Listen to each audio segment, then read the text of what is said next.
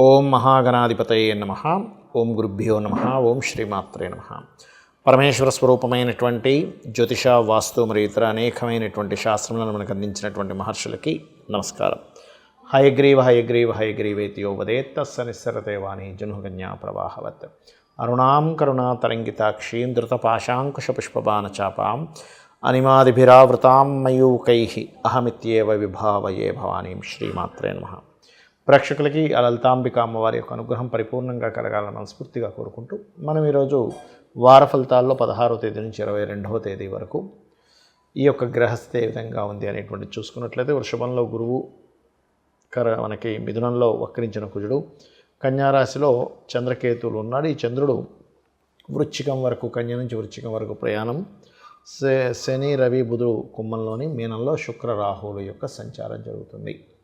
ఈ యొక్క గ్రహస్థితిని అనుసరించి ద్వాదశ లగ్నాల వారికి ఏ విషయాలు బాగున్నాయి, ఏ విషయాలు వారికి ద్వాదశం వారికి ఏ విషయాల పట్ల జాగ్రత్తగా ఉండాలి, ఏ పరిహార మార్గం చేసుకోవాలనేటువంటి విషయాలు చెప్తుంది. నేనైనప్పటికీ కూడా చెప్పిస్తుంది సాక్షాత్ లలిత అమ్మవారిగా భావిస్తూ ఒక్కొక్క లగ్నము, లగ్నాలు తెలియని వారికి రాశి నుంచి తెలుసుకుందాం. మీన లగ్నము, మీనరాశి. మీనం వారికి వారం అంతా కూడా గుర్తింపు, మిమ్మల్ని ఎక్కువగా గుర్తించే వాళ్ళ యొక్క సంఖ్య పెరుగుతుంది. మీరు కొంచెం హైలైట్ అవుతారు లైఫ్లో. సినిమా ఫీల్డ్లో ఉండేటువంటి వారు కావచ్చు, లేనట్లయితే ఎనీథింగ్. ఒక్కోసారి చూడండి, మనం ఏదైనా ఒక ప్లాన్ చేసి తద్వారా సక్సెస్ అవ్వడం వల్ల హైలైట్ అవుతూ ఉంటాం. లేనట్లయితే ఫ్యాషన్ రంగాల్లో ఉండేటువంటి వారు, లేనట్లయితే సినిమా ఫీల్డ్లో ఉండేటువంటి వారు, ఇట్లాంటి వారు కాస్త ఈ వారం ఎక్కువగా ప్రోగ్రెస్లోకి అయ్యేటువంటి యోగం బలంగా చూపిస్తుంది. అలాగే ఇక్కడ మరొక విషయం ఏంటంటే, మీకు ధనాన్ని ఇచ్చే కారకుడు ఎవరైతే కుజుడు ఉన్నారో ఈ 4వ స్థానంలో ఉన్నందుకు కొంచెం ఈ ప్రాపర్టీ రిలేటెడ్ సంబంధించినటువంటి విషయంలో కొన్ని ఘర్షణలు జరగనున్నాయి. కాబట్టి మీనం వారు కాస్త జాగ్రత్తగా ఉండండి. 12వ స్థానంలో అధిక గ్రహాలు ఉన్నాయి. సర్వసాధారణంగానే మీకు ఏలినాటి శని కూడా నడుస్తుంది. సో ఏలినాటి శని 12వ స్థానంలో ఉన్నప్పుడు సర్వసాధారణంగానే మీరు ఇన్వెస్ట్మెంట్ చేసే వాటి మీద సరైన ఫోకస్ పెట్టాలి. లేనట్లయితే ఏమవుతుందంటే, ఏదో ర్యాండమ్గా ఏదో ఇన్వెస్ట్మెంట్ చేసాము, అయ్యో అనవసరంగా ఇన్వెస్ట్మెంట్ చేశాము, అక్కడ బోల్డ్ అంత మనీ స్ట్రక్ అయిపోయింది, ఇక్కడ అదే ఇన్వెస్ట్మెంట్ ఇందులో చేస్తుంటే బాగుంది అనేటువంటి తర్వాత థాట్ ప్రాసెస్ స్టార్ట్ అవుతూ ఉంటుంది. కాబట్టి ఈ యొక్క విషయంలో పర్టికులర్గా ఈ జాగ్రత్తలు తీసుకోండి. అయితే ఇక్కడ మీకు లగ్నంలో ఉన్నటువంటి రాహువు కొంతవరకు ఇమాజినేషన్ని ఏదో జరుగుతుంది అనేటువంటి తత్వాన్ని ఇస్తున్నప్పటికీ, శుక్రుడు ఎప్పుడైతే లగ్నంలోకి వచ్చాడో గతంతో పోల్చుకుంటే కొంతవరకు రిలీఫ్గానే ఉంటుంది. ఎందుకంటే సుఖానికి కారకుడు, రిలాక్స్కి కారకుడు. కాకపోతే మీరు ప్రధానంగా ఇక్కడ తీసుకోవాల్సిన జాగ్రత్తలు, ఒకటి ఏదైనా ల్యాండ్ తీసుకునే విషయంలోని, రెండవది వాహనాల మీద వెళ్ళేటప్పుడు విషయంలోని, మూడో విషయం 7వ స్థానంలో మీకు కేతు ఉన్నాడు కాబట్టి జీవిత భాగస్వామిని ఎంపిక చేసుకునే విషయంలో, అంటే వివాహం కోసం మీరు మీ పార్ట్నర్ని సెలెక్ట్ చేసుకునేటప్పుడు తొందరపాటు నిర్ణయాలు తీసుకోకండి. అందులో ప్రధానంగా కొన్నిసార్లు ఏమవుతుందంటే, పలానా వాళ్ళు నాకు ఇష్టపడ్డారని తొందరగా చేసేసుకున్నాక తీరా చూస్తే ఏదో ఒక పాయింట్లో మీరు ఓకే అనేసుకుంటారు. తీరా తర్వాత చూస్తే అయ్యో నేను ఇంకా మిగతావి కూడా ఆలోచించలేదు అనిపిస్తుంది. అది పర్టికులర్గా 16, 17 తేదీలు అట్లాంటి నిర్ణయాలు తీసుకుంటారు. బికాజ్ ఆఫ్ మీ ఆలోచన కారకుడు వెళ్ళి కేతువుతో కలుస్తున్నాడు. మరి ఇది ఒక రకంగా చెప్పాలంటే కొంతవరకు పుణ్యక్షేత్రాలకి, పుణ్యతీర్థాలు వెళ్ళడానికి ఉండే కాంబినేషన్ కూడా. అయితే ఇది ఎవరికి ఎక్కువగా వస్తుంది? మీ యొక్క జీవిత భాగస్వామి ఏదైనా ఇప్పుడు మనకి జరుగుతున్నటువంటి కుంభమేళాలు కావచ్చు, లేనట్లయితే అట్లాంటి వాటి జోలికి వెళ్ళడానికి, అట్లాంటి పుణ్యక్షేత్రాలు వెళ్ళడానికి చాలా అనుకూలంగా ఉంది ఇక్కడ. అయితే ఈ లగ్న తృతీయాధిపతుల పరివర్తన కూడా ఉన్నందుకు మీరు ఉన్న ప్రదేశం నుంచి మార్పు చెందాలనే ప్రయత్నం సక్సెస్ అవుతుంది. ఎక్కువ షార్ట్ జర్నీ చేస్తూ ఉంటారు. గతంలో మిస్కమ్యూనికేషన్స్ అయినటువంటివి కొంతవరకు ఆ డిస్ప్యూట్స్ తొలగి మీరు వాళ్ళకి అంటే అర్థమయ్యేలా కొన్ని సిచ్యువేషన్స్ జరిగి క్లియర్ అవుతాయి సమస్యలు. బట్ ఏదేమైనప్పటికీ కూడా ఈ వారం అంతా కూడా మీరు ఇన్వెస్ట్మెంట్స్ చేసే విషయాల్లో కొంత జాగ్రత్త వహించండి. ఈ వారం అనే కాదు, మరో 2 వారాలు కూడా ఇక్కడ మీకు రవి 12వ స్థానంలో శనిని కంబస్ట్ చేసుకుంటున్నాడు. అందులో పర్టికులర్గా బుధుడు కూడా ఉన్నాడు. కాబట్టి పార్ట్నర్స్తో కలిసి ఏదైనా బిజినెస్ ఇన్వెస్ట్మెంట్స్ విషయంలో మీనలగ్నం వారు చాలా జాగ్రత్తగా ఉండాలి. ఇక మరి ఇటువంటి సిచ్యువేషన్స్ ఏవి మీకు ఎదురవ్వకుండా సేఫ్గా మీరు ఏదైనా ఇన్వెస్ట్మెంట్ చేయవలసి వచ్చినా కూడా చిన్న దాంతో పోయేలాగా ఉండాలి, పెద్దగా మీకు ఎఫెక్ట్ పడకుండా ఉండాలంటే మీరు చేయవలసింది ఏమిటంటే గోశాలకు వెళ్ళి గోవులకి గోధుమలు, క్యారెట్స్, గ్రాసము తినిపించండి. నవగ్రహాల్లో కుజ, కేతు, రవి గ్రహాల దగ్గర దీపారాధన చేయండి. మీరు ఎక్కువగా గౌరీదేవి యొక్క ఆరాధన చేయండి. లగ్నంలో ఉండేటువంటి రాహు ప్రభావం తగ్గాలి, ఒక మాయలాగా కమ్ముతున్నప్పుడు ఓం దుమ్ దుర్గాయ నమః అనే నామస్మరణ చేయండి. అన్ని విధాలా మీకు బాగుంటుంది. ఈ 16వ తేదీ నుంచి 22వ తేదీ మధ్యలో ఉండేటువంటి ఈ యొక్క వార ఫలితాల్లో మనకు 16వ తేదీ నాడు సంకష్టహర చతుర్థి వస్తుంది. కాబట్టి సంకష్టహర చతుర్థి ఎవరైతే చేసుకుంటారో ఈసారి వచ్చినటువంటి సంకష్టహర చతుర్థి ముఖ్యంగా రుణ విముక్తి జరుగుతుంది, గుర్తుపెట్టుకోండి.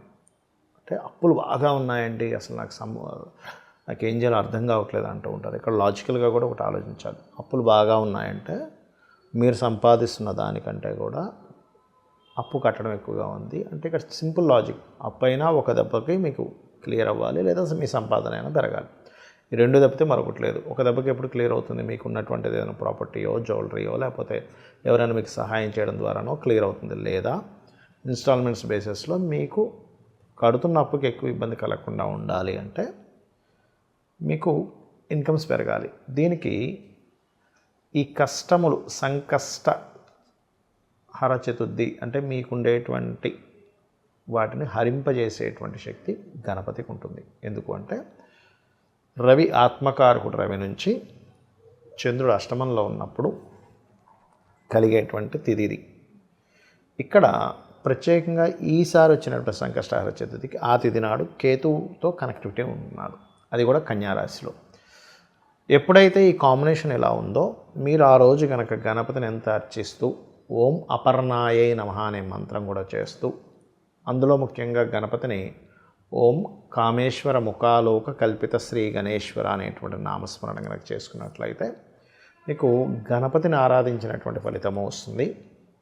అమ్మవారిని కామేశ్వర ముఖాలోక కల్పిత శ్రీ గణేశ్వర కదంటే అమ్మవారిని ఆరాధించిన కామేశ్వరుడు అయినటువంటి స్వామివారిని ఆరాధించినటువంటి ఫలితం వస్తుంది. అంటే పార్వతీ పరమేశ్వరుడు గణపతిని. ఎప్పుడైతే ఈ నామాన్ని మీరు స్మరిస్తూ దీంతోపాటు ఇందాక నేను చెప్పినట్టుగా ఓం అపర్ణాయ నమః మంత్రము మరియు అదేవిధంగా ఓం సంపత్కరీ సమారూఢ సింధుర వ్రజ సేవితాయ నమః అనే మంత్రం చేసుకుంటే ఆపర్చునిటీస్ పెరుగుతాయి. ఫస్ట్ మీకు ఇన్కమ్ సోర్స్ పెరగడానికి ఆపర్చునిటీస్ పెరుగుతాయి. మీకు ఏదైనా రావాల్సిన ధనం ఏదైనా ఉంది, ఎవరికో డబ్బులు ఇచ్చారు, లేకపోతే ఇంకేదైనా వేరే సోర్సెస్ ద్వారా రావాల్సినవి ఉన్నాయి, ఏదైనా ఒక ప్రయత్నం చేస్తున్నాము మీడియేటింగ్గా ఉండి, అలాంటి సోర్సెస్ వస్తాయి, గుర్తుపెట్టుకోండి. అంటే మీరు చేసేటువంటి కష్టానికి పర్ఫెక్ట్గా దానికి ఫలితం వస్తుంది. అదేవిధంగా ఇంకా ఎక్కువగా మొండి అప్పులు ఉన్నాయండి, మాకు క్లియర్ అవ్వట్లేదు అనుకునేవారు ఒకటే చెప్తాను నేను మీకు, నిత్యము ఇంట్లో దీపారాధన చేయండి. Point number 1. రెండవది, మీకు దగ్గరలో గోశాల కనుక ఉన్నట్లయితే, అందులో ముఖ్యంగా దేశీవాలి గోవులు ఉన్నట్లయితే వాటికి బెల్లము మరియు గోంగూర రెగ్యులర్గా తినిపిస్తూ అక్కడ కూర్చొని కాసేపు అపర్ణాయ నమః అనే మంత్రం ఒకటి, ఓం సంపత్కరీ సమారూఢ సింధుర వ్రజ సేవితాయ నమః అనే మంత్రం ఒకటి రెగ్యులర్గా చాంటింగ్ చేయండి. దీనివల్ల ఏమిటంటే మీరు ఏదో లక్షలు రకరకాల డబ్బులు ఖర్చు పెట్టి బయటపడాల్సిన పని లేదు.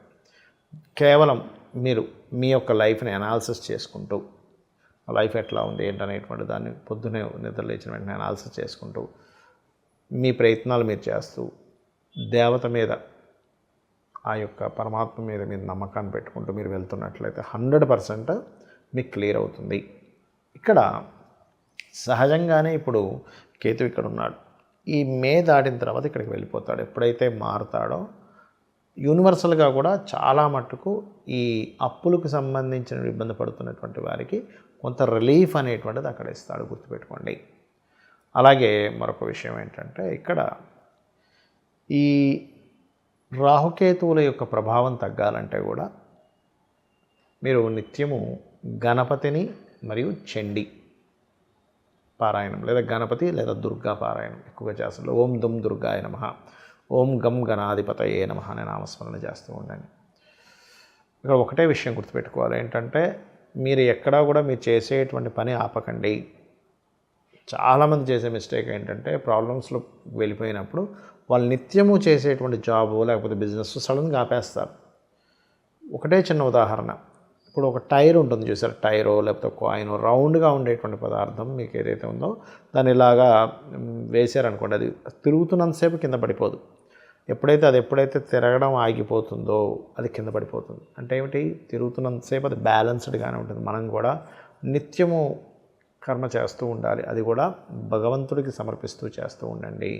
100% మీరు అప్పుల బాధల నుంచి బయటపడతారు ఈ సంకష్టహర చతుర్థి చేసుకోవడం వల్ల. అయితే గరికతో స్వామివారిని గరికతో అర్చించండి. పాలతో మీరు పాలు లేకపోతే పాలు లేవనుకునేటువంటి వారు గంధపు నీటితో తర్పణం, ఒక చిన్న గణపతి ప్రతిమ ఉన్న లేకపోతే ఒక పసుపు కొమ్ము పెట్టుకునైనా ఓం గం గణాధిపతయే నమః అనేటువంటి నామస్మరణ చేస్తూ చేయండి. 100% మీరు ఉన్నటువంటి ఇబ్బందుల నుంచి బయటపడడం జరుగుతుంది.